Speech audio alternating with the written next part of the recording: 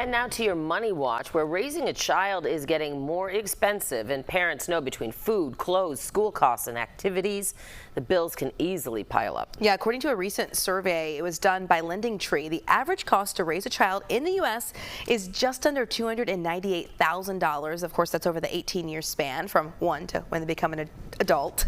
Joining us now to talk about the financial pressure on parents is CBS News business analyst Jill Schlesinger. Jill, I know we're looking at this recent study. It found that 71% of parents with kids under 18, so they really felt overwhelmed by all of their financial responsibilities, compared with only about half of those without children. Let's dig into why this is. Listen, this is such an intense conversation because when I looked at the data, housing, healthcare, and childcare keep making up a bigger and bigger share of spending for the average household. So let's just zoom in on childcare for a second. According to government data, families are spending between 9 and 16% of their median income on a full day of care for just one child. Across the country, prices are ranging from around $6,500 to maybe more than $15,000. You know, when you think about it that way, it really feels like the median cost of a year's worth of rent is pretty much the same as putting one kid into a full day of daycare. So this is putting pressure on these families. Oh, absolutely. I know a separate report found that financial support continues well into adulthood, too. So how are parents spending money on their adult children? Well, this is pretty astounding. I mean, I think that it's understandable when we look at the survey results finding 3/4 say, I'm helping my kids with a one-time goal. So think about a wedding, maybe help with a down payment. A lot of families have done that over time. But what's newer today is that more than 6 in 10 say they're covering ongoing expenses for their adult children. So we're talking about living costs, rent, utility, phone bills.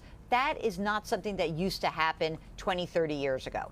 Nearly half of the parents say they're paying for their adult children's health insurance costs. So again, a lot of these costs are persisting into your adult children's 20s, even into their 30s, sometimes 40s.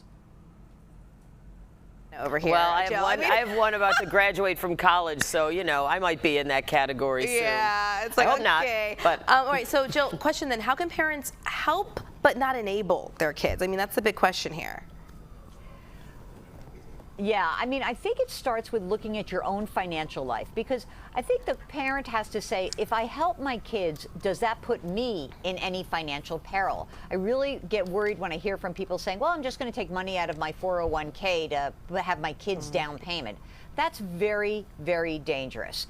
If you cannot do this without really being okay financially, tell your kids that this is the case. Explain, hey, I can be a backstop if you've got an emergency, a loss of a job, illness, divorce, but I can't provide ongoing support. You know, it just maybe one way to think about this is if you provide ongoing support to them today, you may have to ask them for help later in your own life, and nobody wants to do that. Now, let's say you can't afford to help out. Okay, now we're into this conversation of how long is this arrangement going to last? Let's agree to revisit the situation every 6 months. And here's the goal for both sides.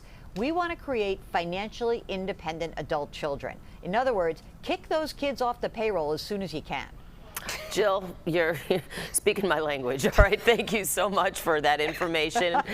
And of course, you can see Jill regularly on CBS Mornings.